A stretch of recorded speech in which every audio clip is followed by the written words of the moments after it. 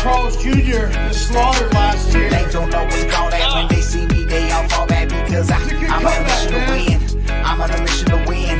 I ain't gonna say it again, bro. I'm going all the way in. But overall, I like it. Go get him, go get that. Scott. That's it, buddy. What is up, friendos, and welcome into the In This League Fantasy Baseball Podcast. It is Bogman and the Welsh for a live MLB draft special. We are live on the YouTube and the Twitch. If you're listening on the podcast, none of that matters to you. But we are on twitch.tv/inthisleague, youtube.com/inthisleague, and we are 15 minutes post MLB trade deadline. Whoa, baby. Probably the biggest sheer amount of trades on a trade deadline that I can recall. We are going to be attempting to react to all of the trades and the trades that did not happen as well. Plus, if we've got our live people hanging out with us, people can drop questions in the chat and we will talk with people and answer questions as we go. It is Bogman. It is Welsh. Bogman, I'm a little bit sunburnt from being outside. And also, unfortunately, we had to say goodbye to the beard. So I look a little different. I probably look similar to how I did yesterday on the Hot Ones episode that we did where I was all red. I'm very red today. Yeah, that's very familiar after hot takes yesterday, and I could feel where the sauce was moving in my body. Yes, which was a very weird sensation, like aliens, like just moving around. It felt like that. Yeah, it was really very strange. But yeah, this was, I posted the GIF in our group me room. I look like Charlie Day trying to locate Pepe Sylvia in the mail room from Always Sunny, trying to put every trade that happened on this sheet and get the details of it. I still don't even have the details of the Willie Castro trade. So yeah, we're dude. We are. You don't know if one's going to slip past the goalie here in a little bit, and we're going to hear about any other trades. We're still kind of waiting on what some of the returns are. So again, to people that are hanging out with us live, if anyone has any questions of fantasy value or whatever, feel free to drop it. We are going to be reacting to all these. I had a very unique experience today. The whole day was weird because I had an appointment down in Scottsdale. The trade deadline, like 20 minutes before the deadline, the big Mason Miller trade went down. So I did a live call-in to leading off on the road, which I missed. I wasn't able to do. So Rico was there, and I reacted to some of those. Then my stuff got done early, and I was down there, and the Arizona Bridge League had started up, and I was able to go over to the Diamondbacks facility. And that was super cool seeing Ethan Holiday. I'll talk about that on Prospect One. But Jordan Lawler was there playing in a game. All the guys that were rehabbing, I saw Gabby, I saw Corbin Burns, I saw Justin Martinez. I mean, everybody, Pavin Smith. I talked to Pavin Smith for a little bit. Two very interesting things that I experienced on a trade deadline. One was seeing a player that was literally directly affected. Two, actually, that were directly affected by the deadline working out. Ildemaro Vargas was there working third base, and he was batting every inning because they're going to need him soon. Because what's the other inverse? There's no Jordan Lawler. He's hurt. He was out here working to try to get back. He was not running. He was fielding, and he walked multiple times, and he didn't take his base. He even got hit. And then the other piece of that was I saw Pavin, who worked down in some spots and then did first base drills. And that's interesting because of the Josh Naylor trade and what the Diamondbacks ended up doing. And then the other piece of it was all of the Diamondbacks, like injured minor leaguers and draft picks. They're all there. From a couple years ago, Caden Grice, Jacob Steinmetz, to the new drafted guys, Patrick Forbes, Brian Curley. They're all there. And you know what? The entire conversation, everything was about, was the trade deadline. These guys are all on their phones. They're showing it. They got coaches that are walking up. They're showing, hey, this guy just got traded. Cedric Mullins just got traded to the Mets. It was a very kind of cool, unique experience being at a major league facility with, oh, by the way, here was an interesting one. Shelby Miller, we thought got traded because he was working out. And then he grabbed his bag, which guys usually don't. He started hugging people and left. And we were like, we're about to break some news. He didn't. But being Who was it that trolled everybody in the bullpen the other day? Oh, that was you saw it. I can't remember who it was, the Twins did it on a couple different instances. Yeah, I'm forgetting now. But a bunch of those dudes in the bullpen just start hugging each other. Yeah. And yapping. But being at the facility with major leaguers rehabbing to get back up on the deadline and around minor leaguers was a wild experience that I got to kind of go through, and it continued to go crazy. So there's a lot of stuff I could talk about. I saw Kason Cunningham. I saw Ethan Holiday play. All that stuff is cool, but this is 100% directed around the trade deadline. So I believe we've given enough time. There's still a couple pieces that are like coming in on trades. Like there's a bunch of crazy minor leaguer ones. This small little Blue Jays one where they got Louis Varland and Ty France. They gave up 2 really good prospects, Kendry Rojas and Alan Rodin. Like we're still getting these things trickling in. So if anything does, there's one 3 minutes ago that just happened. If any do come in, please feel free for any of the people in our chat to pretend they're Morrissey or Ken Rosenthal or Pat. Yeah, break the news to us. Yeah, exactly. And before we get into all of it, I want to remind everybody that's here and listening, inthisleague.com, the Patreon, inthisleague.com. That is where you can support Bogman and I. We deeply appreciate it. My prospect ranks, those are going to be wild in this next update because I got 1 million players to move on teams just from the Padres alone. All of the trades will be impacted on the prospect top 500 list. I got a top 400 dynasty. All of those are there. Plus, we got group me rooms where you can be a part of our community. And again, you're supporting us, inthisleague.com. Go to Patreon, inthisleague.com. We will love you. And if you do it during the live show, we will personally shout you out on the podcast if I see the email in there. All right, done. Take a breath. Do you think this was a record? Is there any like way we're going to find out if there was like what the total number on one day was? I wouldn't be shocked if it was a record. I mean, the trade deadline is always fast and furious at the end, but this seems like this definitely isn't like this is the most impressive deadline I've ever seen. There's been bigger names dealt at the deadline, but just the sheer volume, this has got to be close to number 1. So many little moves, so many bullpen moves. We had no idea, even though it was kind of thrown out to us, what the bullpen was actually going to cost people. And that was made known today by an absolutely rocking trade, which is going to be the first trade we talk about. But I actually want to start here, Boggs, with the guys that did not get traded, because there are some big names. I think there's a couple that are not surprising. So in the not surprising market, which clearly was going to take a lot, and I want to throw this out. I really do think the Mason Miller thing might have thrown the entire equilibrium of the market off. Not necessarily in bullpen, because we still saw lots of bullpen, but even in the starting pitcher market, because we did not see Mackenzie Gore get traded. I don't think that's a big, crazy shocker. Yeah. I honestly would have thought it would have taken. It was like the world. rumors the last 2 or 3 days. That wasn't like a big one leading up to the deadline. Yeah. Another is Joe Ryan. It was clearly going to take the world for Joe Ryan to get out of there. Only player left on the Twins roster, apparently. By the way, I'm crossing my fingers here because I just saw a report from Gambo out here 2 minutes ago that said Diamondbacks are not done. Could be a last-minute deal involving an injured player that could be coming through. So there's still stuff that could be coming through. But I think like those 2 guys, Joe Ryan and Mackenzie Gore, you could throw Jarren Duran in there. Like those are not big shockers. Maybe Dylan Cease. Maybe he's in between of like, you kind of thought maybe, but you're not surprised.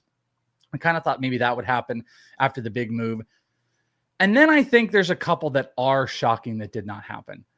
I kind of, even though I defended it, kind of think Sandy not getting traded is a little surprising that someone didn't step up to the plate. I think it is wildly shocking that Luis Robert did not get traded. And the White Sox are just, I guess, I don't remember if they have an option or something. We should probably look into that. And then it is out of my brain to believe that the Diamondbacks did not move Zach Gallen, which all but tells you there was 0.0% market out there. Yeah, if they're Zach not Gallen. like, if they're just going to hold out for a competitive balance pick, then yes, there was absolutely no market for him. By the way, he has club options, Lou Bob, in 26 and 27. Yeah, so I guess what they're going to probably do is, I don't know, like they're going to get a compensatory pick if clearly he probably won't pick up the option to leave and everything, unless it's a lot of money. What do you know what the money is on the options? Does it say? It doesn't say the money. It just says club options. Oh, okay. Probably Spotrac it would have the full cash on it, but it's not important. They felt whatever they're going to end up getting is going to be better than what the market was. And that clearly just tells you that there was no market for Zach Gallen. Hilariously stupid for them to hold on to him, but they're just going to take the compensatory pick. I'll also throw this out here. Maybe there's a world because he was so bad. Maybe he signs a one year with a club option on a 2 just to try to get right. I'm not saying he's going to do that. He's a finicky guy, but I don't know. I thought that was crazy that he didn't get traded. I thought him and Lou Bob were absolute for sures.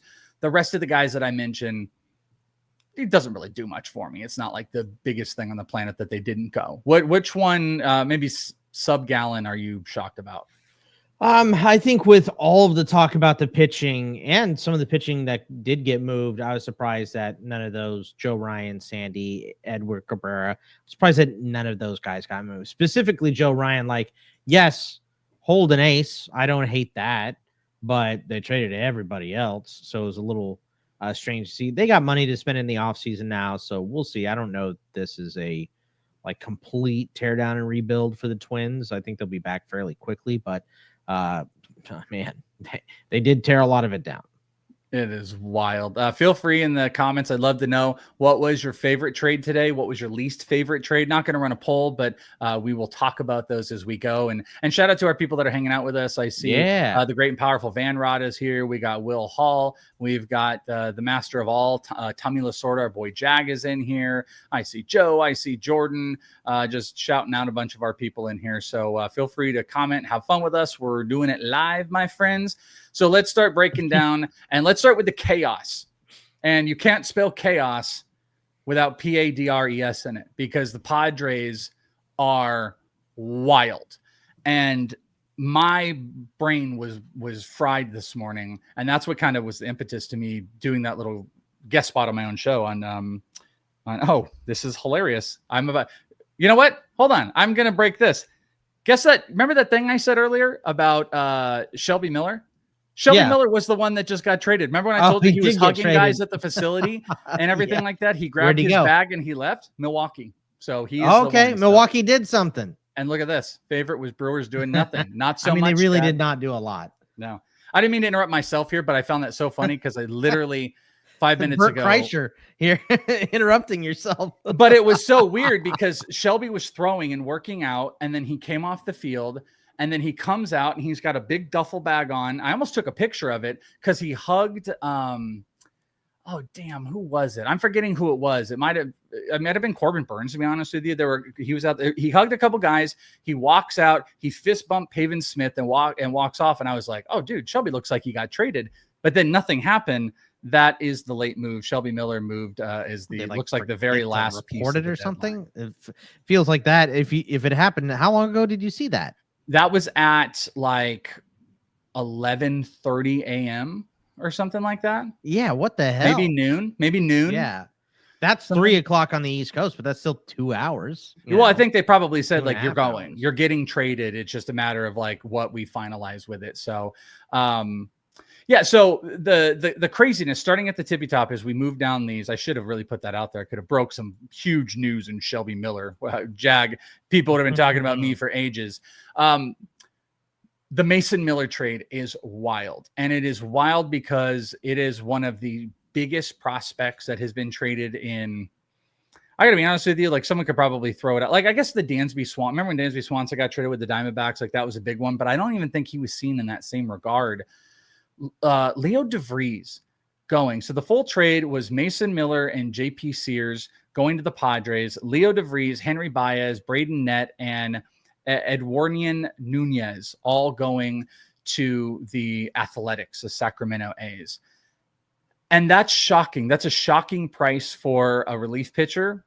Now, clearly you have a lot of control. He's one of the best in the game, but they traded a top 10, top 5 prospect overall, and they will move forward with trading almost literally their entire system throughout the rest of the day. So Leo DeVries goes to the A's, who are, they're doing some good stuff in the minor leagues. Leo could maybe be the second baseman. Jacob Wilson can be your short. They are building up a very, very interesting core of players. I don't know if that's a positive or negative on his fantasy value, one way or the other, but Mason Miller going to the Padres, to a team that had 3 all-star relievers already, was crazy, Boggs. He will be They're trying to win the closer. World Series like the Royals did. Yeah, where it's like what? Like you're going to try to pitch everybody 5 innings and they're going to just try to go to shutdown mode. Give me in 4 6, out 7, of the 8, bullpen. 9. Yeah, give me a 6, a 7, an 8, and a 9 guy. And, all your pitcher has to do at that point is get through 5. And if they give you anything extra, you get somebody a rest. Man, that's dangerous heading into the postseason. So it's the Padres. There's no way they'll win. They're the Padres, but it is a nice build. They made some interesting moves. Nothing crazy. I'll actually give them credit for not moving Dylan Cease in that trade as well. Like if you could just put Dylan Cease, if you make all those 5, moves, you can't then trade Dylan Cease. Like that.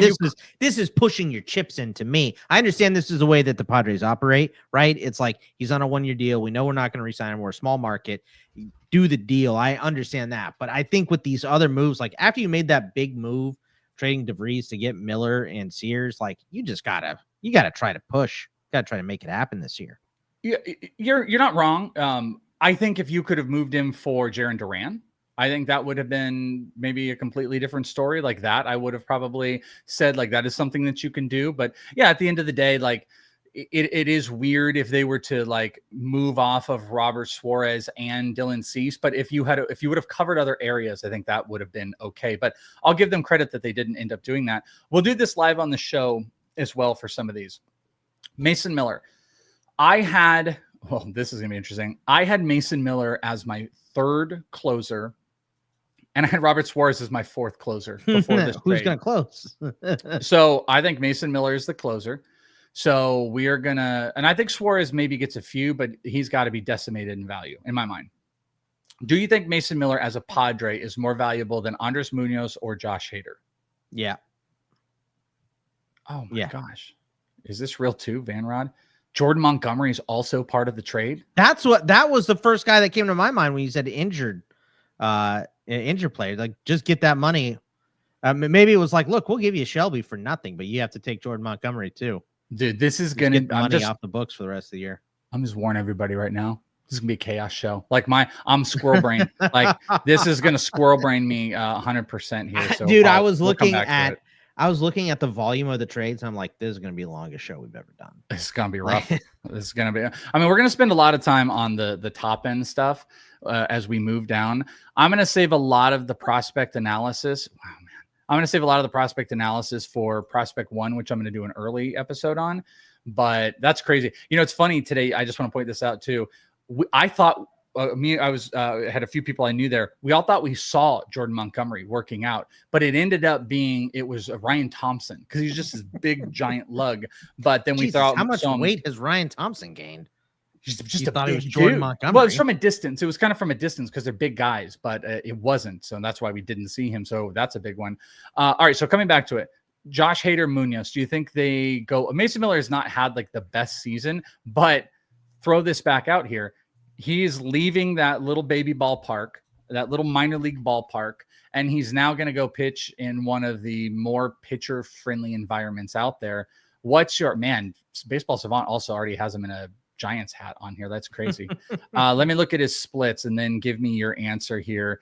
He had so he had a 3.38 home ERA and a 4.24 road ERA. Mason Miller, does he belong as the top 3? Should he be number 1?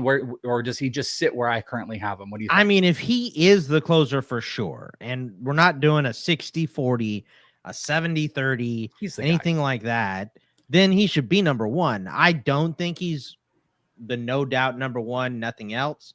By the way, Heyman just reported Miller and Montgomery to the Brewers. No word on the return yet, but nothing. If he is number 1, or if he is the closer and that's it, he's number 1. But I think it's going to be a 70-30 mix, so put it right there. Him and Hader, flip a coin to me. I'm going to leave him. I think I'm going to leave him in this spot. How far down do you move Suarez? I moved him down to this is just like I got to do my process.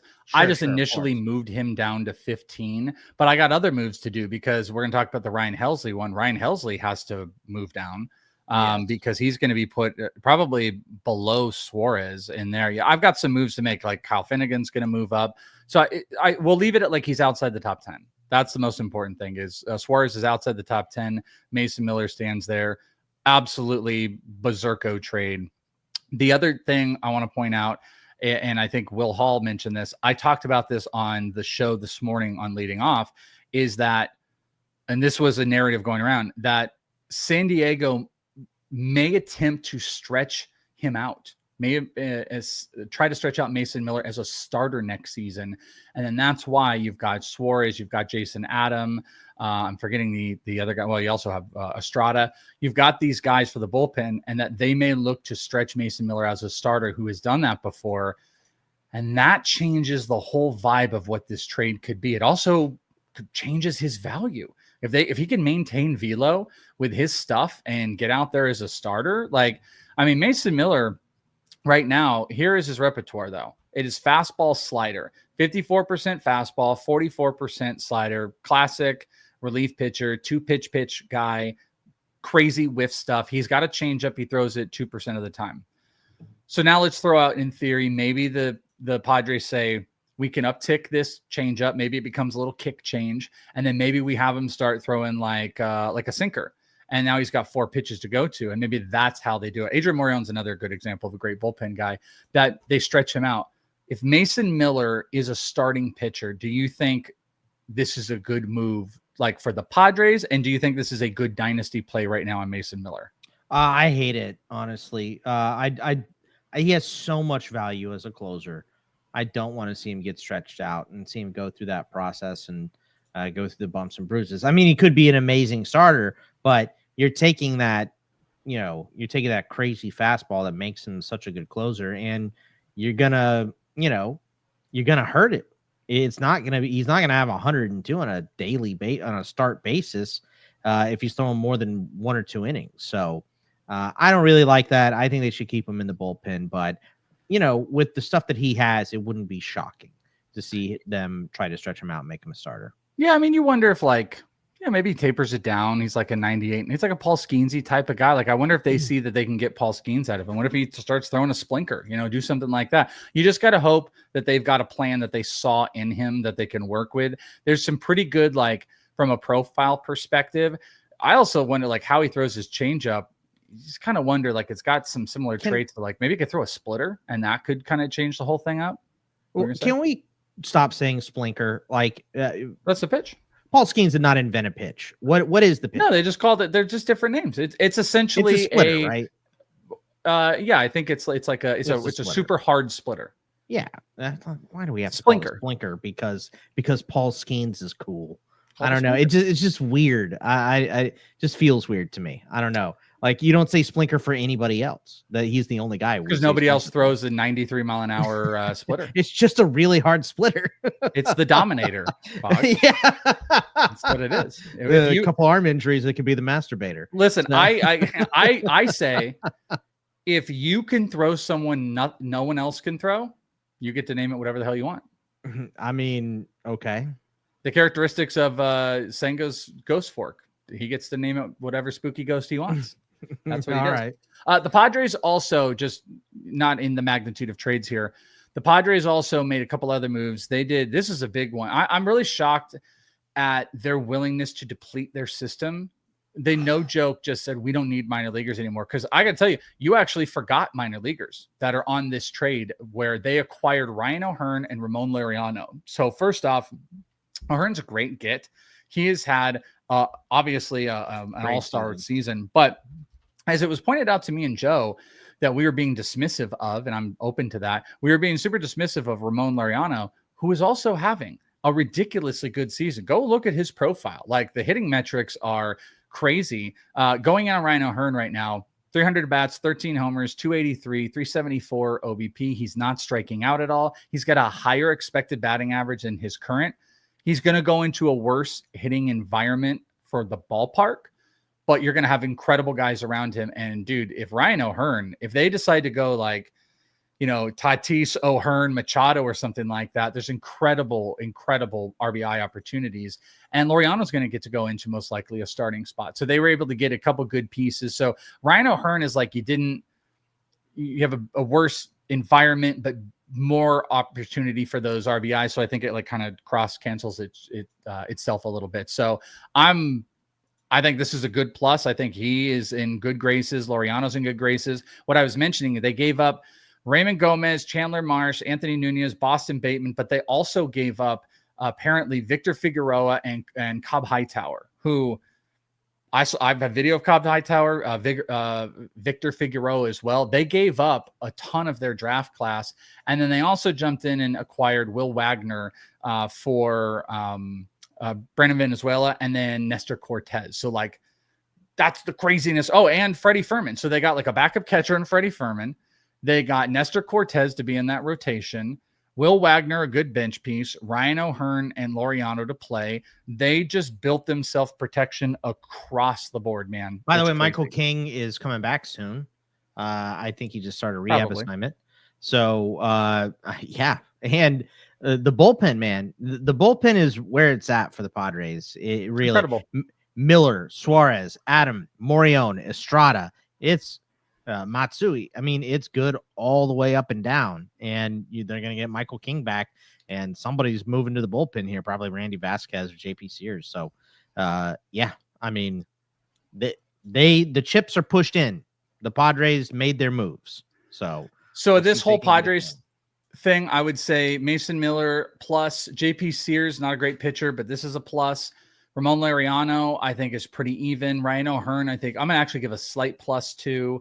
I would say there's a plus to a guy like Kobe Mayo, maybe even Heston Kjerstad with the Orioles for pickups. This is nobody else there really jumps out, but I would say this is a huge, obvious negative to Robert Suarez, Jason Adam for their, overall value. And the Padres made a bunch of stuff. And like I said, they completely depleted their minor league system. They also traded, what was it? Boston Bateman was in the O'Hearn trade. They traded Brandon Venezuela. It was really hard to try to keep up to which prospects win in which deal for the Padres. I legitimately I can give you 3 prospects on that team. Ethan Salas, Humberto Cruz. I could give you more, obviously, but Humberto Cruz. And I just completely forgot the guy I wanted to give you. I wanted to give you? Humberto Cruz, Ethan Salas. Oh, and Cash Mayfield. That's like Cash Mayfield. Those are the only legitimate top 10 prospects left for the Padres system. There's other guys, Kevion Tiers. They got some low-level guys, I think, that are interesting, but they depleted the system for a run. Is this team good enough to win the World Series? I think so. I think the pitching, the starting pitchers have to get back. You got to have King back healthy. You've got to have 90% of what we know out of Dylan Cease. Darvish seems like he's made a fix. So it's like if Darvish is he made some alteration to his delivery. If that sticks, Cease can live up to those expected numbers. I don't know. I do think. I mean, honestly, with that bullpen, you got to get 4 innings out of your starter, and hope one of those 5 awesome bullpen arms doesn't screw it up on the way to the end of the game. So I'll tell you this. Team. Their spring training counterpart. I think they're the NL version of what the Mariners are. So moving to the Diamondback, this is a Diamondback / Mariners conversation here because of the moves. I was standing around last night. My kids had just gotten home. We had heated up some pizza, and I look over at my phone and I got some weird number calling me. And I'm like, I don't know what this is. And then I get a text immediately after. Hey, this is ... Would you be willing to come on CBS for the Suarez trade? I had not heard anything about the Suarez trade. I looked down.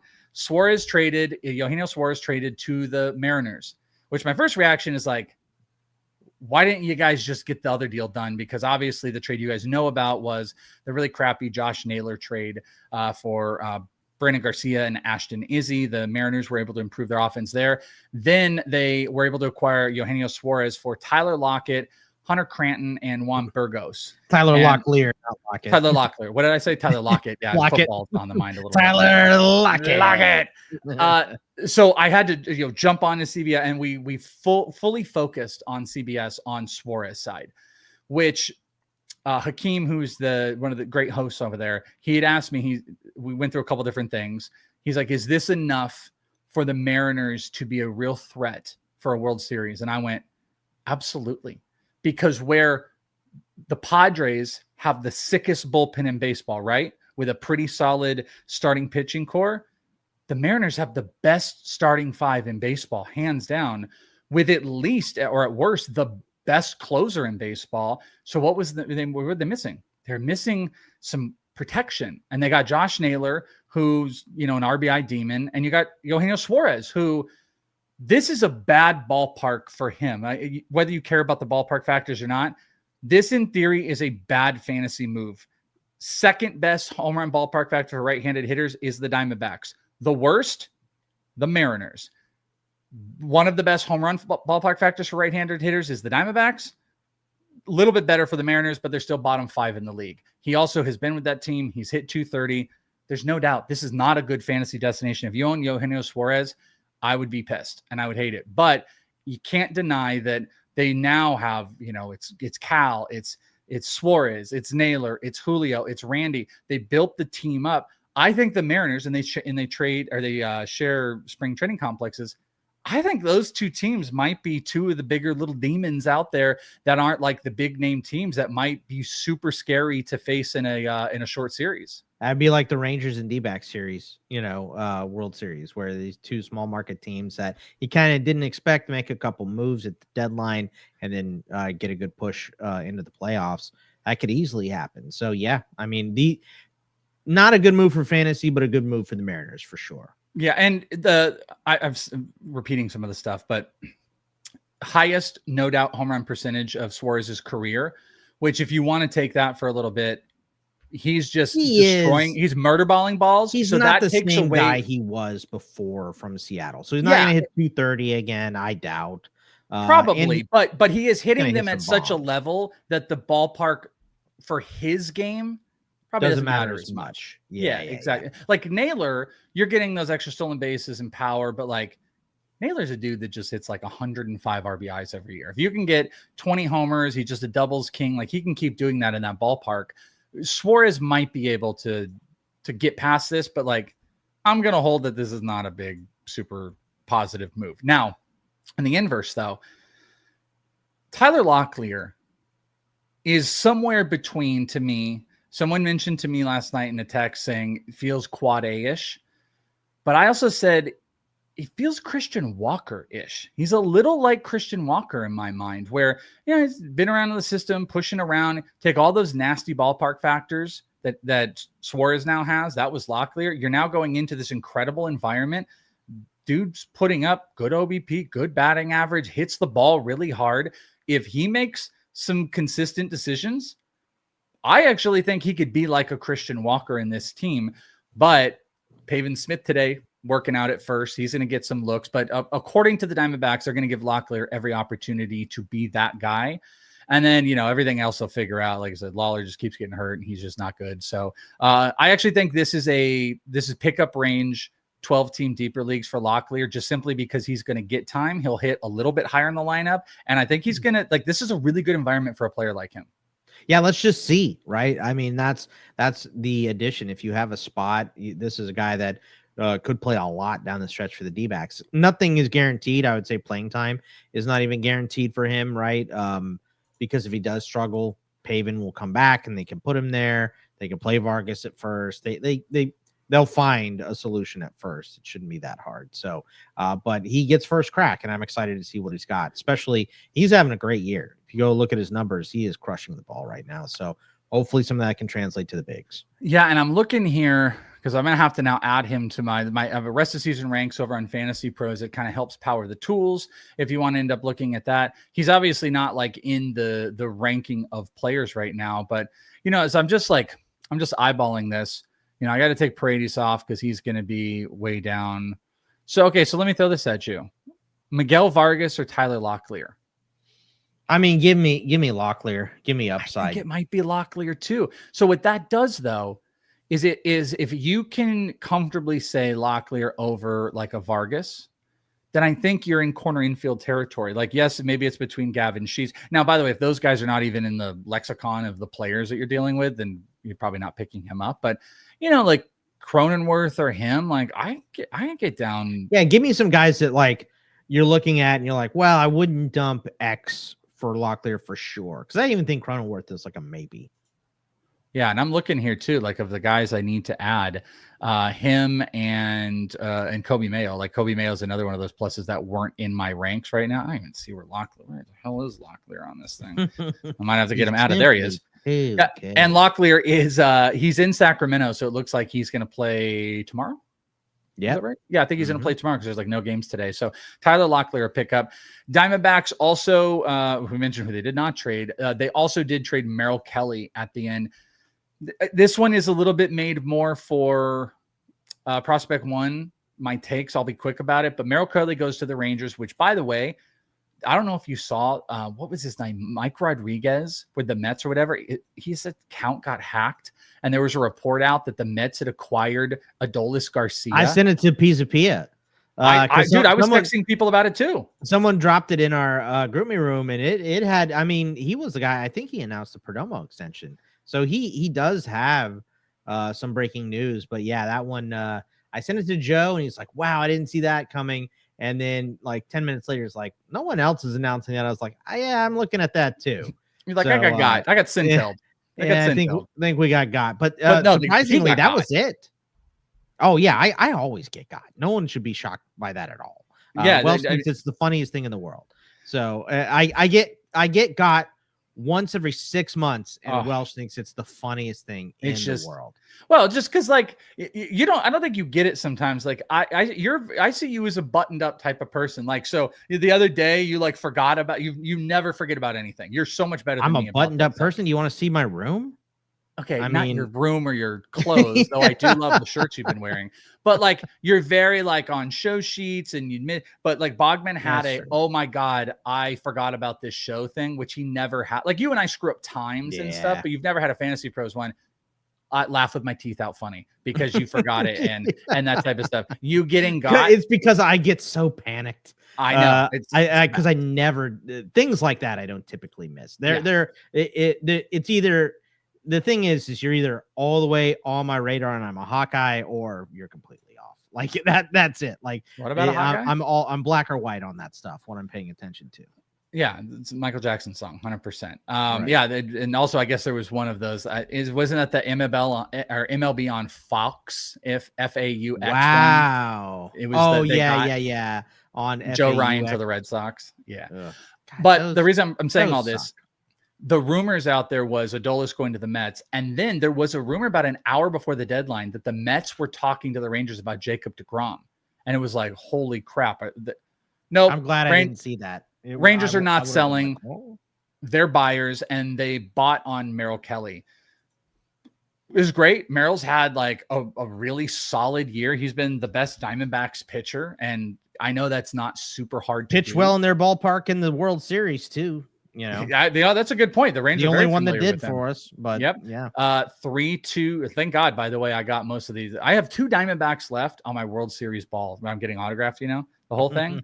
I just need Corbin, which should be the most obtainable, and Perdomo. Those are the last 2 guys I need. But I got Merrill on there, so getting traded. But Merrill, 3.22 ERA this season. Great. Inducing less contact, which you love to see. Expected ERA is a little bit higher, but it's all good. He's striking out a bit more. Like, listen, he's had a really solid year. I think he's a 3.5 ERA guy, and he's now going to go to a team that, hopefully divisionally is going to be positive for him. I don't really know. The Diamondbacks are just playing crappy, but I'm not sure at the end of the day you'd be like, oh, that's such a better team than the Diamondbacks. But you got Langford, you got Seager, you got Simeon.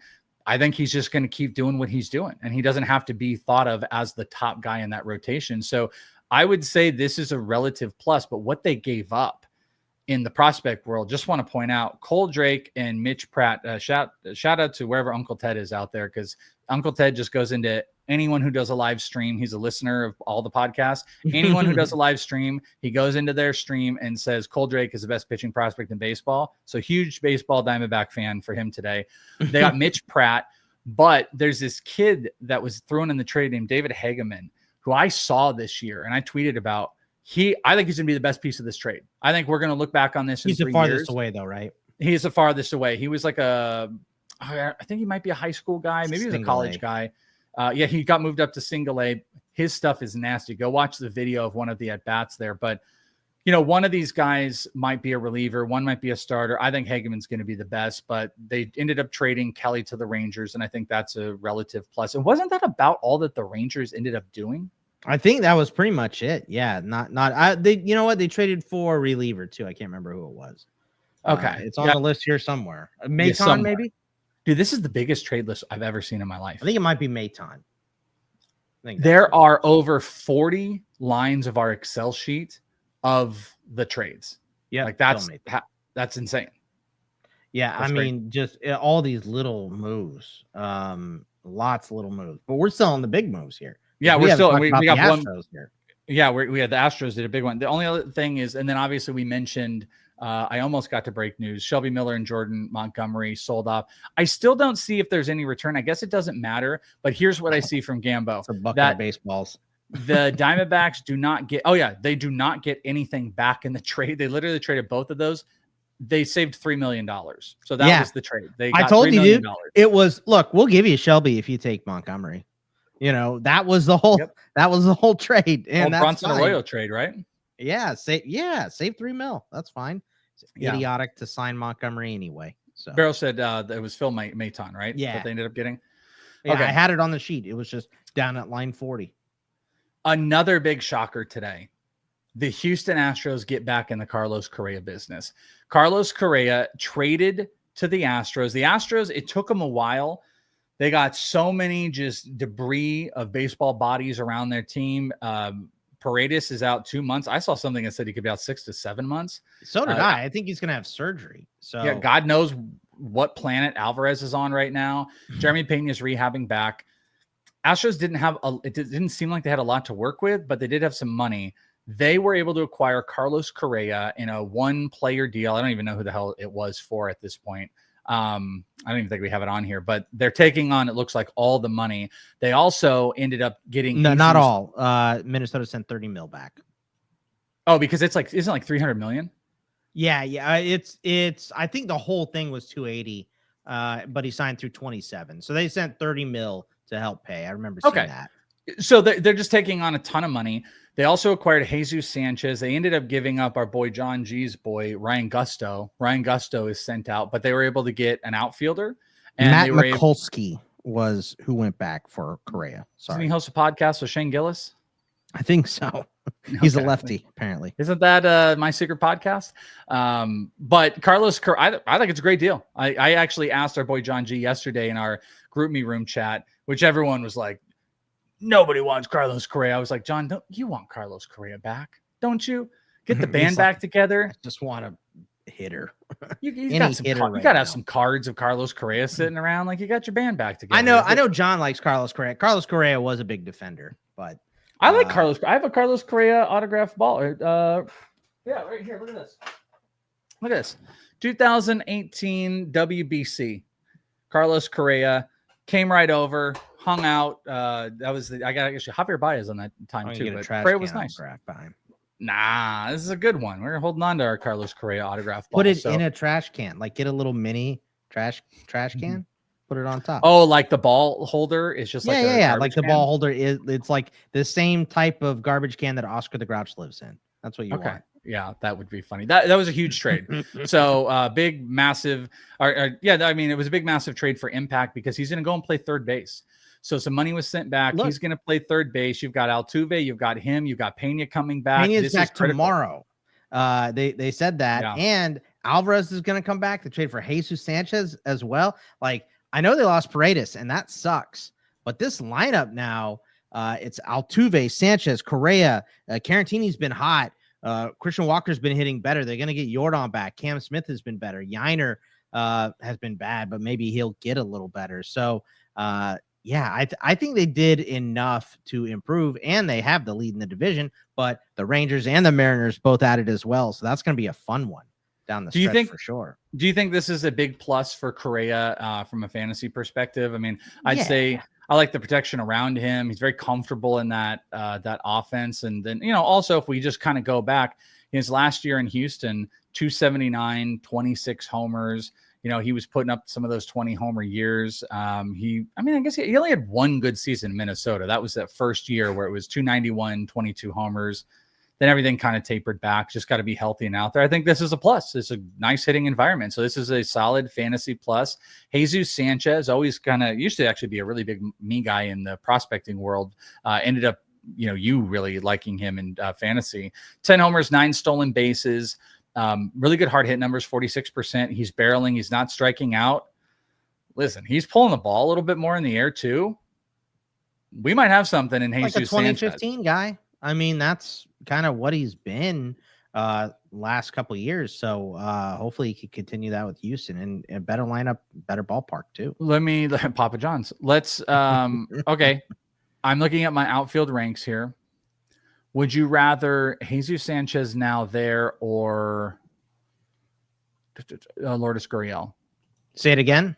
Lourdes Gurriel or Jesus Sanchez in Atlanta or in Houston? Give me Sanchez.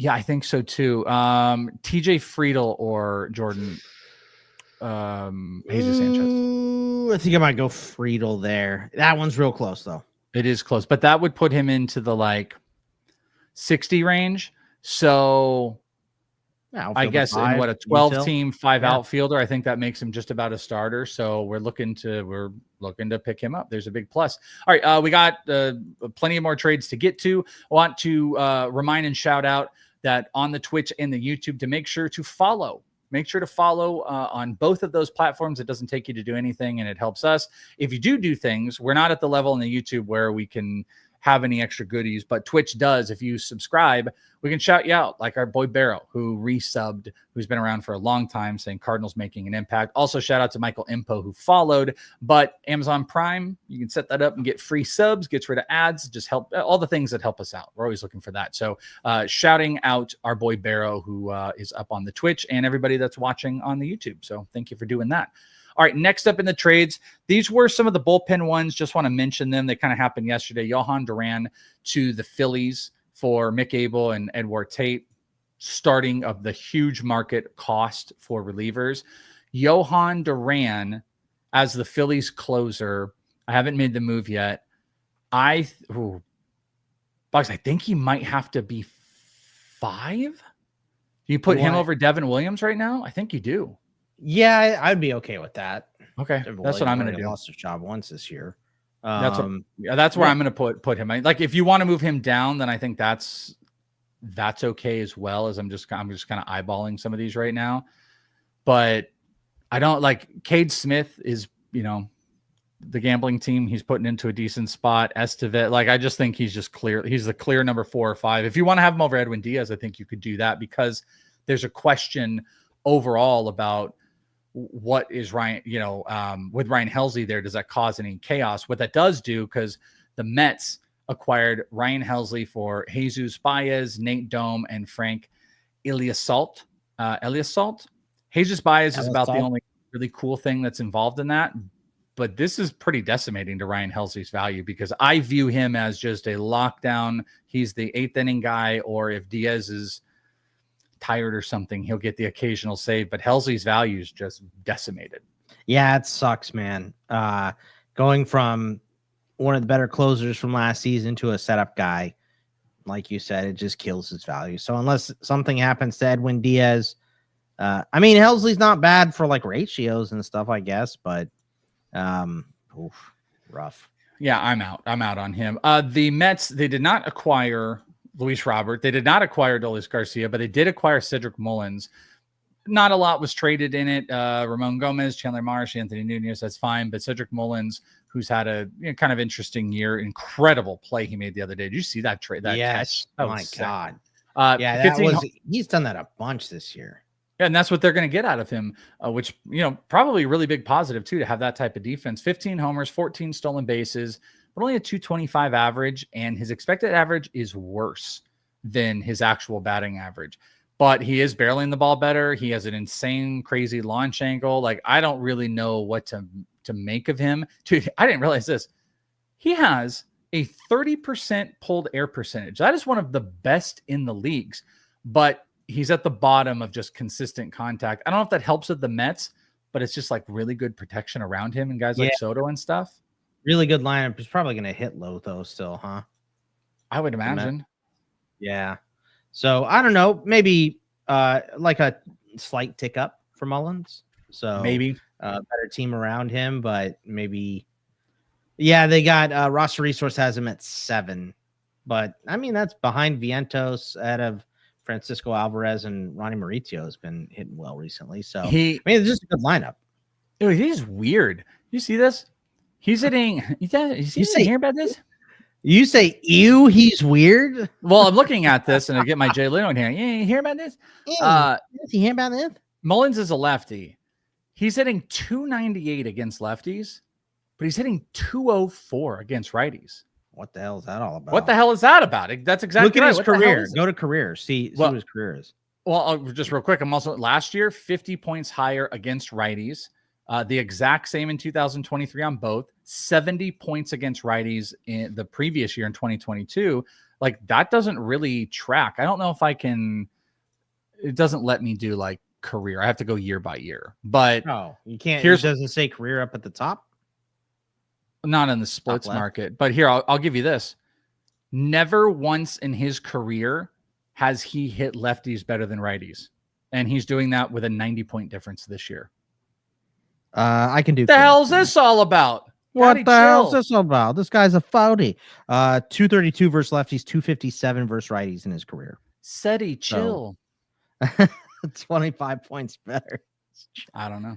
I don't know what it is about. There was so many people watching and just no one's having fun with us. All right, let's move on.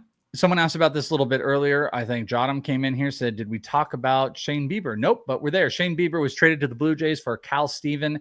Funny.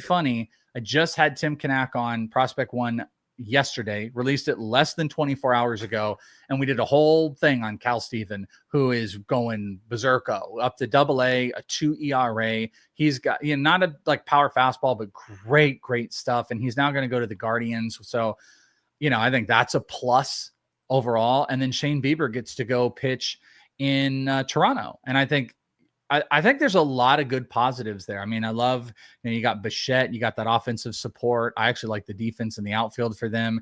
Bieber's still working himself back. So I think this is a better long-term deal than it is anything else, but this is, built for them to make a pretty good run. And I got to see Bieber rehab and throw a side session.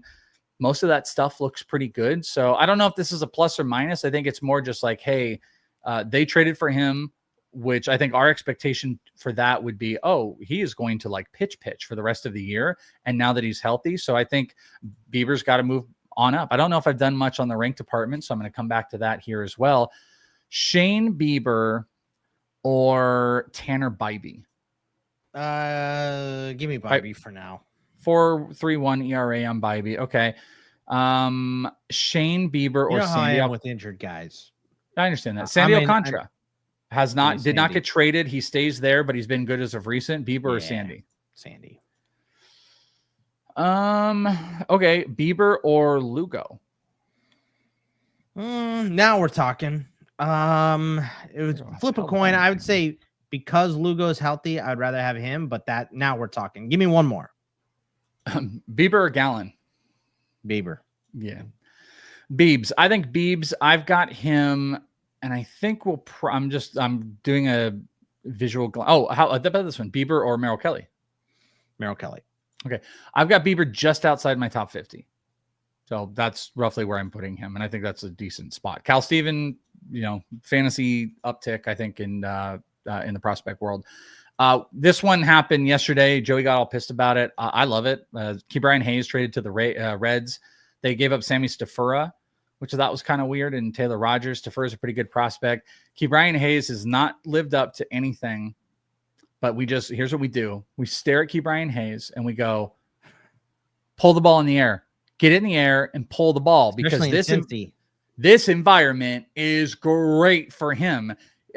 He's got skill sets where he hits the ball really hard. He needs to get back to where he can barrel the ball, pull it in the air, and he could thrive here. But I will fully admit This is just like me and Eno from 2 years ago making the same case. We were talking about Ke'Bryan Hayes. Like, oh, this is going to happen. I am. Well, if he doesn't hit, at least he'll get hurt. So I'm cautiously optimistic that he can do something in this environment. It does hurt Noelvi Marte. I think long term, there's prospects that this hurts, but he's like an A+ defender. I was surprised that Marte wasn't moved after this. I thought, ooh, Hayes going to Cincy. Maybe they're going to trade Noelvi Marte now and get him out of town. So I was a little surprised that did not happen. But yeah, I mean, you have to like him in a better environment, in a better lineup. It's a good move. But I mean, at this point, in terms of fantasy, Ke'Bryan Hayes is a glove. Yeah, I mean, okay, so let me go over to the third base ranks real quick. I mean, let me see if I can. He's been a nothing burger for me. Okay, Mark Vientos or Ke'Bryan Hayes? Vientos. Vientos kind of stink. I mean, he had Ke'Bryan Hayes is hitting 236. I know, with 2 homers and 10 stolen bases. Give me the power. Oh, okay. Jordan Lawler or Ke'Bryan Hayes? Ke'Bryan Hayes. He plays games in the bigs. Joe hates Ke'Bryan Hayes as much as Welsh hates Happy Gilmore too. Funny. Here's a piece of news, by the way. As we're moving on to that, we were just about to go to the Cubs. The Cubs just DFA'd, thanks to Van Rod saying per PJ Moody. So Van Rod has become our official Jeff Passan of the show. Ryan Presley DFA'd. This coming after a slew of trades. The Cubs acquired Willie Castro from the Twins, Michael Soroka from the Cubs, Andrew Kittredge from the Cubs, and Taylor Rogers went to the Cubs he was just involved in the Pirates trade. He went to the Pirates. Yeah. So now, then how did the Pirates, we talked about guys not getting moved. How did the Pirates not trade Pham, IKF, Keller? What did they do? Pham has no value, whatever. What do you always get at the deadline? It's a tradition. Yeah, it is a tradition. But this is baseball. We're talking about tradition in baseball, right? I mean, it's fantasy football season for Pham, though. So things are trending down. That's what makes it really tough. Oh, so he's in fight mode. I see. Yeah. I love the Soroka move. I love Soroka being there. Who is going to be? I haven't looked at this. So what is the speculation? Because Porter Hodge got sent down. Presley got moved off. I guess Palencia stays in that closer role, which this is actually a extra boot. So we're going to have to move Palencia up because you're getting those other pieces out. And then what you do is you get Kittredge to probably be the 8th guy. And, Taylor Rogers is just like a swing player anyways. Sure. But this is actually a big plus for Palencia. Yeah. And somebody's, it is because they didn't acquire anyone with all these bullpen arms getting moved. They didn't acquire someone to go above him, but who gets pushed out of the rotation, I guess, is my question. Well, I'm for the life of me trying to get to Fangraphs. Boyd, Colin Ray, Imanaga, Cade Horton, Ben Brown, and Michael Soroka makes 6. Oh, Ben Brown.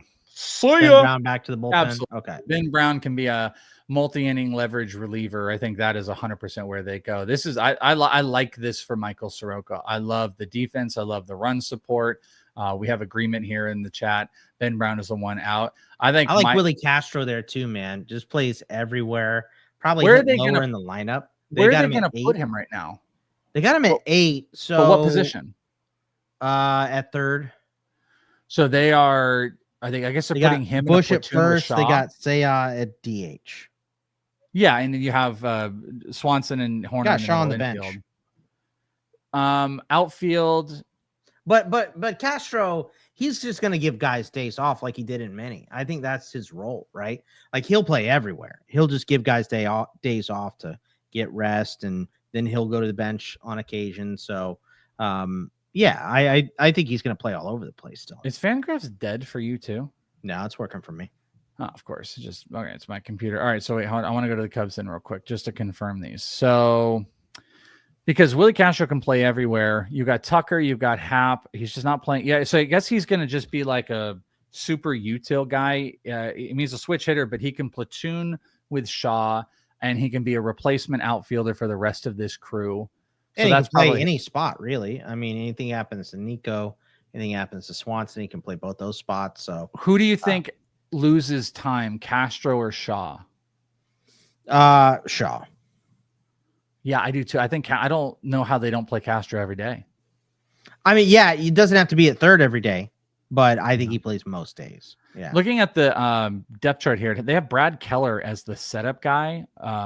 Justin Steele has been talking up Caleb Thielbar, but I think he is. Now, see, one thing they could do is they could have Caleb be the 8th inning guy, and then you have Taylor Rogers and Pomeranz as your other leverage lefties. So I don't know how they're going to end up doing it. I feel like it might be Thielbar and Kittredge being the 8th and 9th, and Keller's not in that. But man, all I do is I look at this and I go, hey, I like Soroka, I like Castro, but this is the biggest win to Palencia. So yeah, I really where does Palencia go in your closers? So that's what I'm looking at here. I'm gonna move Palencia. Palencia or Kenley Jansen. Kenley Jansen. Yeah, I'm going to say Palencia as well. So he is going to go to, well, there's a couple starters in here. That would make him reliever 15. That sounds about right. Does that sound right? Yeah. Yeah, it does. Okay, so that's where I'm going to end up putting him. All right. The Yankees made a couple moves. They got Camilo Doval. They acquired Jose Caballero. And they had a bigger trade where they acquired David Bednar. They gave up Rafael Flores, who is a real prospect in their system, Edlin Perez and Brian Sanchez. But they went to the school of the Padres, where they now have Bednar, Devin Williams, Luke Weaver. Bednar's value absolutely plummets out of this one. Yeah, I mean, I'm glad. I'm so tired of him. By the way, Jinx in the chat there. But I'm so tired of him, blowing these games and coming back and then being the closer again and not being the closer. Like, just go and pitch the 6th inning for the Yankees. I think this is a good spot. He's just like a depth, but they did give up a decent amount, but there's no scenario where he's like a dude for this team. Like, he's not going to be a dude. But then they also got Camilo Doval. So it's like, you got Weaver and Williams and Doval. You have 4 guys that have significantly closed games before, but they all definitely they were kicked back. They were kicked back on their fantasy value. Yankees make a bunch of moves. They just didn't make any of the big, crazy, big, impactful ones. So that's where they left off. I would say this is an impactful one. We're getting down to the kind of wire here of the big major breakdowns. Is Kyle Finnegan. I have made a significant move on Kyle Finnegan because he is going into one of the best teams in baseball to now be their closer. Kyle Finnegan is one I have moved up, and I think he is going to, as I'm just staring at this. So let me just ask, because I haven't seen anything. We're 100% sure Finnegan is closing. It's not Vest. Did they say that? Well, Vestas also had injury stuff. I mean, they didn't say anything. This is me taking. I'm gonna go look on Fangraphs, see where they put it. You don't trade for Kyle Fangraphs, Finnegan. They put it as co-closers. Yeah, I think it's going to be Finnegan. That's going to be the guy. I think you're right. I just haven't seen anything. That's all. So as Finnegan is the guy, he would be my number 11 closer in baseball right now. And I think there's a legitimate argument that maybe he even needs to go higher. So he is one of the biggest wins from a fantasy perspective going to this Tigers team. They also picked up Paul Sewald, Rafael Montero, so they picked up some pieces. They didn't really sell a whole bunch, but I think Finnegan is like a big get here. Yeah, I think it's nice. It makes me nervous about him versus Vest. Let me see it first. Sure. We're going to want to see that. The Twins had some wild deals today. This is one of the craziest ones. The Twins traded Griffin Jacks to the Rays. The Rays decided to not sell off kind of and still compete.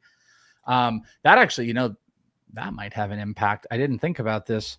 Let me look here. What do the Rays? I think it's still Fairbanks. Is it still Fairbanks? They didn't trade him, so I think he's still our guy. But Jacks could easily be the guy. We know that Fairbanks, because of his awesome interviews, has had issues in the past. So it's crazy. I had picked up Uceda, whatever. I picked him up. Uceda. I picked him up in speculation of Fairbanks being moved, and now Griffin Jacks jumps up in front of him as the 8th inning guy. Fairbanks is the closer, but the big story is they traded Taj Bradley to the Twins for him. And what? The Twins got Taj and they got Mick Abel today. I think it's a huge win for the Twins and what they're doing. They got rid of contract on Carlos Correa. They've got these young dudes. Caleb Culpepper's a prospect that his timeline might move up a little bit. I like him. Brooks Lee, he's on the uptick. And getting Taj Bradley to kind of reset. I'm totally here for the reset of Taj Bradley. I love this, guys. You worry if the Rays can't fix him. Is that a bigger problem? But I was shocked to see that Taj Bradley was moved in the Griffin Jax deal. Also, the Rays got Adrian Hauser, and they traded Curtis Mead. Curtis Mead, who, if you know your ITL or Prospect One lore, was the single worst interview I ever did with a player, and so much I didn't release it. But I told some. I didn't realize it was that bad. Was this the guy who's just like giving you one-word answers? No, that was Austin Wells. Austin Wells was a bad. Okay, the two worst interviews I've probably done: Alec Boehm and Austin Wells. So, what was the problem? What was the problem with who are we just talking about here? Curtis Mead. The problem was me. The problem was me. This was right after COVID. I think he was the first guy I had interviewed in a year and a half. And I wasn't on my game. I wasn't on my game for it. And I had the dumb, it was really stupid. Like there were a couple good questions, but I don't even want to say, what the hell were you like? You like baseball, huh? You know what? Not Dude, far no way. Off. It's not far off. It was like, what did you ask him? I gotta hear this now. Okay, I'll say it. It's one of those things where God knows what was in me. He was a Scottsdale Scorpion, and he had the scorpion on the hat. For some reason, I decided to start by being like, "That's a really cool logo, huh?" on the hat. And it was like, he's the nicest guy on the planet, super Australian. But like, I said it, and he was like, yeah, like Australian, whatever. And then it was just like, I started having an interview in my head, like, why would you say that? And then like, I didn't really know where to go with it. I eventually got to like a really good, interesting point of how he played independent ball in Australia during COVID and stuff like that. But it was so... But awkward. It's in your brain. Like, and by the way, I'm sure the interview's fine. And people don't. No. I bet you they don't hear it. But because... They don't hear it because I didn't release it. Well, they wouldn't, is what I'm saying. I bet they wouldn't hear it, but because you're in your own head and you're asking another question, but you're still thinking about that stupid opening line. We've all been there, bro. Don't worry about it.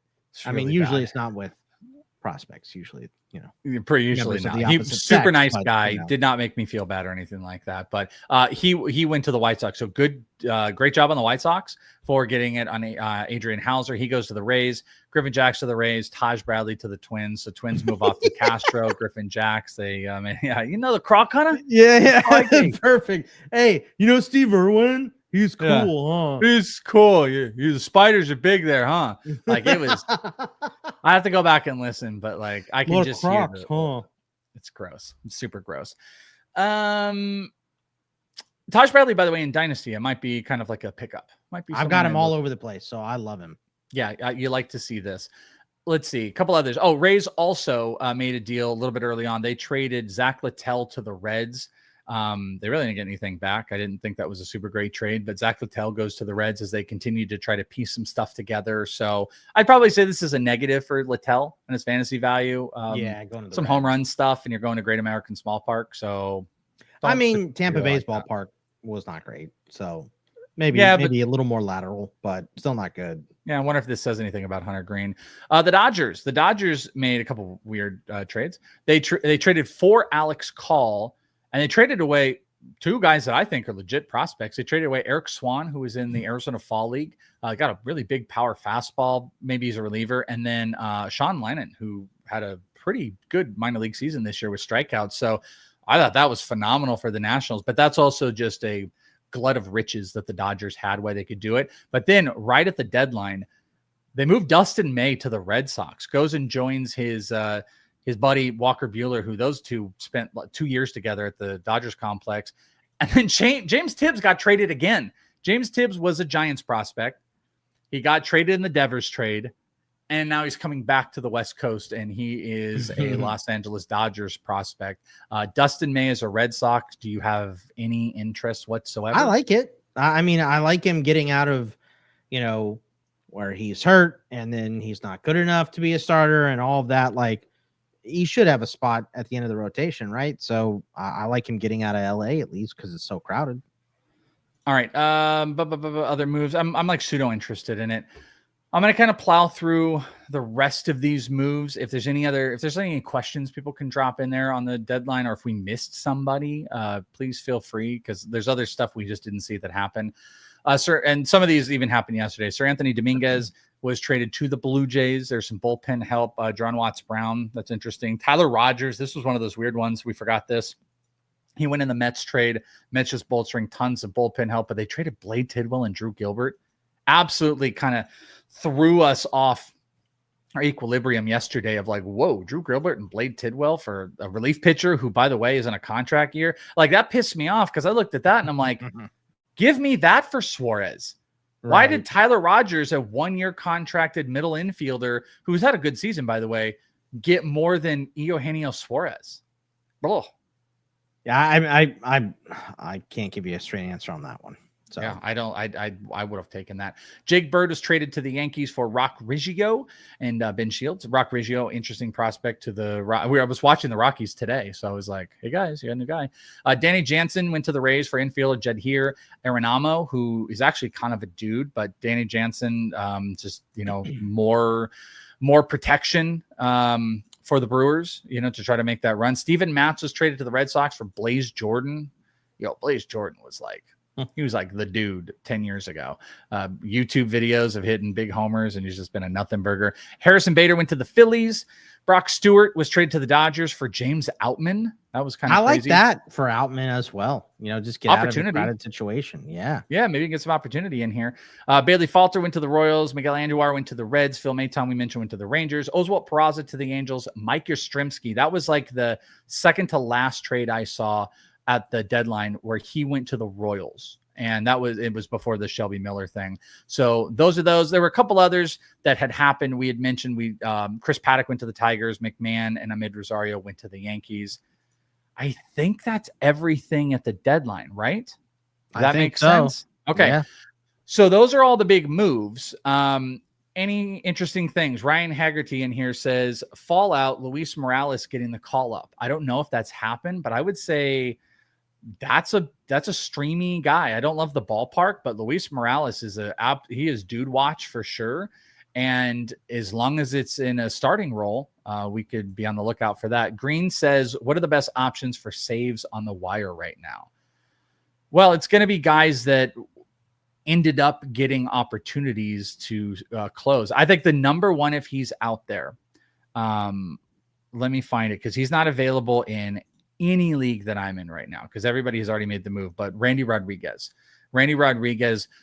looks like he's going to be a guy with the Giants who's going to get the save opportunities over Ryan Walker. So this is probably a run, don't walk to go and get Randy Rodriguez. Any other? I mean, I already said Daniel Palencia, I think, has a big boost. Is there anybody else that, Dennis Santana is going to get some saves? Like, who are the guys? Cardinals.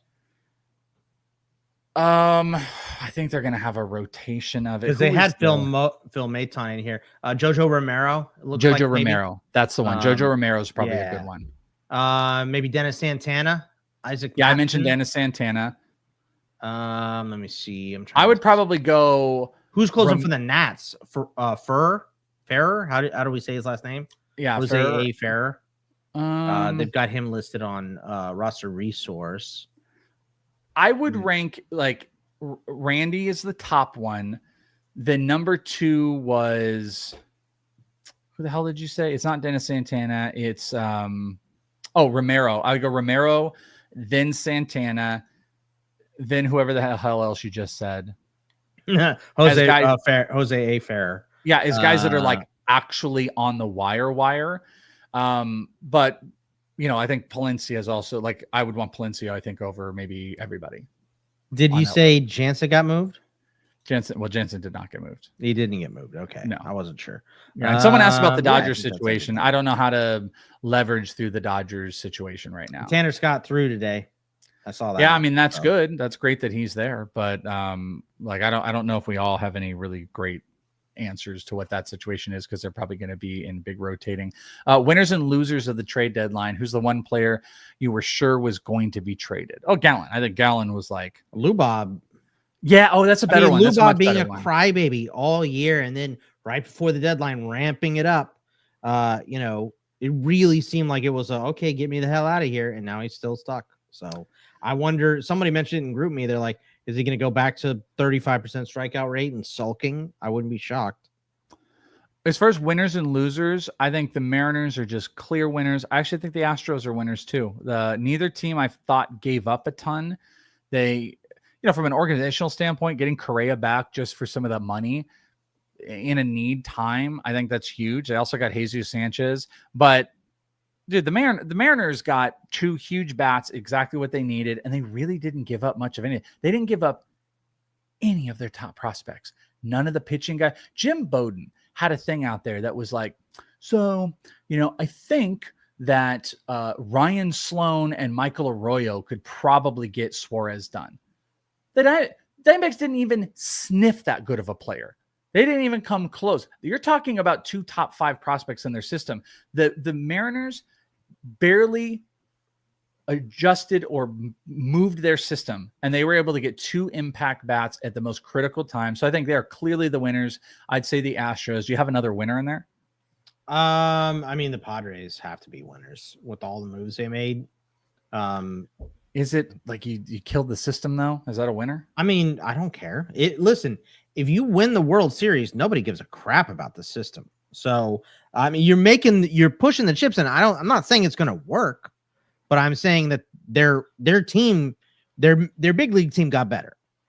So okay. I mean, I think you have to say that they're winners. Maybe their deals aren't winners, but they definitely improved their big league roster. I don't even know if I mentioned Ramon Urias also went to the Astros earlier too. That was like the early protection play of their infield. Yeah. Yeah. That was like we can't get Suarez. Let's make a move just to make sure we have somebody. We don't have to move Cam Smith back there, whatever. So losers, I would say, I just had a really good one, and it just kind of D-backs lineup. I mean, I think the D-backs are kind of losers in this. I think the Marlins are kind of losers. They didn't capitalize on this like really awesome big market. How about, this is the one, and Fanrod's going to hate this, but I think the Yankees are kind of losers of the deadline. Like I think it's cool they got Bednar and Duvall, but like they were in talks of starting pitchers. They didn't get any. They didn't get any more line. I know they got Ryan McMahon and stuff, but that's not the type of moves I'm looking for. And maybe you could throw the Boston Red Sox in there too. There was no big, crazy, impactful, game-changing move after Devers, because they kind of sold us like, hey, we're trading Devers, but we're not out of this. And it's like, you didn't do anything. Yeah, they didn't end up making any of the moves to like be really crazy big competitors. So maybe some of the East, because it's like, the Blue Jays went and made a significant move. The Rays turned corner last minute, even though Aranda might be really hurt and Yandy and whatever. But yeah, I think there's kind of a negative return in the market of the AL East guys. So that's right. But Cardinals in a barrel also. Yeah, Cardinals didn't really. The Pirates are the biggest losers. Hopefully.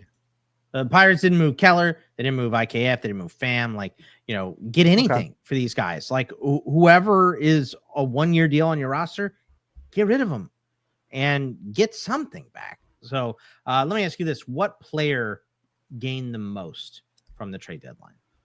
Okay. Miller, Duran.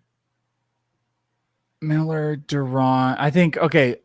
Let me just stare at these. I'm going to say Duran right now seems like a really big boost. I mean, I feel like I talked up, I think Palencia, just because they're competing and they got the other pieces. They're not even there to compete. So it's just like, Jesus, he feels like it. Kyle Finnegan.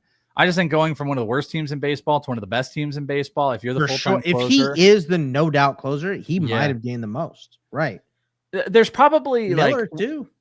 I think we're missing another part of the story. You could look at it like, go and take a Mets starter or a Padres starter and say having these bullpen guys in the protection for wins, like I'm not sure who that is right now. Like, is there maybe Clay Holmes is a pseudo winner if it's like you can just go 5 and then you could have this crazy bullpen that could support you.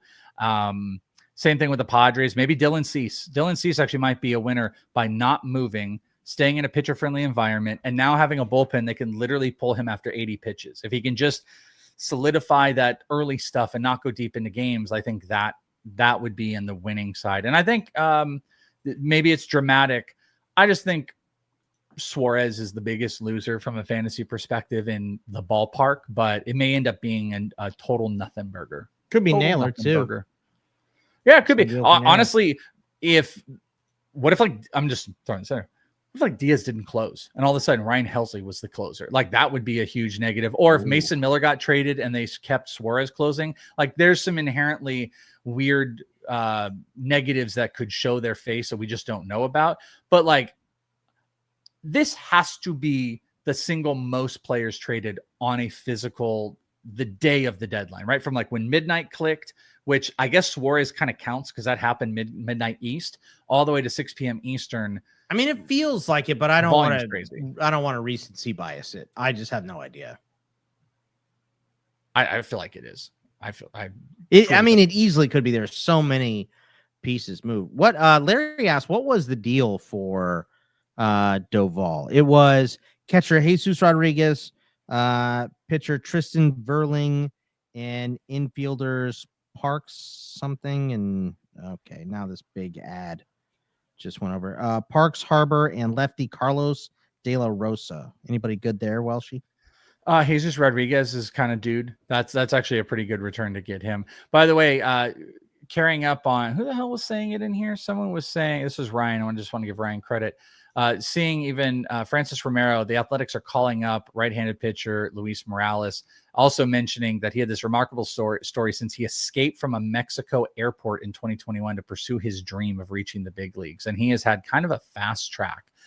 Really interesting stuff if he's going to be thrown. I assume he's going to probably take the JP series. He has escaped because he's a Cuban pitcher. So like, I think it was one of those series where he defected in a Mexican airport in Mexico. I see. Yeah. So I think that's Like kind of terminal, but shot in Mexico. But yeah, but he wasn't stuck there for like, do you know that guy was stuck there for like 30 years or something? He's like, that guy was stuck there for I think he's still there. there. How do you not figure that? How do we not figure that out anymore? But yeah, you think somebody would figure that out, like you said, like do whatever you need to do.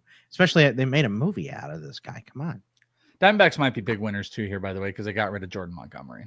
Like, I mean, honestly, it's like I was gonna pay a witch doctor to remove the curse from our bullpen. That might just do it though. Maybe getting rid of Jordan Montgomery is doing it. So. Well, at least they traded for 42 different relief pitchers because that's exactly what you want to do in your minor league. When you're replenishing your minor league system. Well, you know what, dude? Pitchers. When you have no idea how to pick them or do anything with them, then you might as well have 150 so you can get 6 good ones out of there. You can get 3 or 4 right. I guess that's all that counts. Absolutely wild, crazy trade deadline that didn't even have like I don't want to say it didn't because it did. The Suarez trade at midnight, waking up to Mason Miller being traded for a top prospect, like those were wild. And then it kind of tapered down. It had this lull, but then it was just volume. It was just like guy after guy. And it was just a lot of big movement was out there. And there's some big fantasy ramifications for it. I have a lot of work to do on my prospect ranks. I'm going to be moving a lot of players. Oh man, no ALNL league feels real good right now. Yeah, you're not having to make those moves. There's going to be a lot of adjustment on the prospect list with players on new teams. Probably looking at the evaluation too of some of the systems that are going to be out there. Also, me being out at the Bridge League and getting to see some of those guys says some of it. And I got a lot of work to do on my redraft ranks. I mean, I'm looking at my relief pitchers alone, and my ranks are a mess right now. I have some massive adjustments to make on these, so I'll be working on that. You can find some of those over on Fantasy Pros, but make sure to check us out inthisleague.com, where you can sign up on the Patreon, be with us all season long for off-season ranks, prospects, first-year player stuff. I got an update coming here in a couple days. I'm going to get it early in August than ever before, so make sure you sign up. Plus, if you're a football person, we got lots of football things out there as well. Check out inthisleague.com, inthisleague.com. Also, thank you guys for hanging out with us. If you guys, I don't see the information on YouTube. So if you were not subscribed, just following. There's no pay thing on YouTube. Just make sure you follow there. Shout out to you guys. But on the Twitch side, Green Dream Jeans with the follow. We had Michael Impo Barrow with the sub. The subs definitely help on the Twitch. So you guys ever want to do that, lock it up so we can do more cool, fun stuff. That is it. And thank you everybody for hanging out live with us. Big number of people hanging out live. And this will be up on the podcast feed. Bogman, we could take a breath. August is here. No more big transactions, but a lot of big baseball for everybody but our Diamondbacks. All right. I'm going to go cry. Yep, time to cry. Exactly. I'm going to go watch the 18-year-old Ethan Holiday, who has more money than me, is better looking than me, and is probably going to be on a better team than the team that I root for. Probably smarter, too. Yep. Probably smarter. Definitely smarter. Almost, I think he's taller than me, too, which is really depressing. Skinnier, bluer eyes. Better breath. Everything else is, I have nothing going for me over him. So, okay, well, we're feeling really good now. So, have a great one, everybody. Thanks for hanging out. It's Bogman Welsh. We'll talk to you next week. Peace. See ya.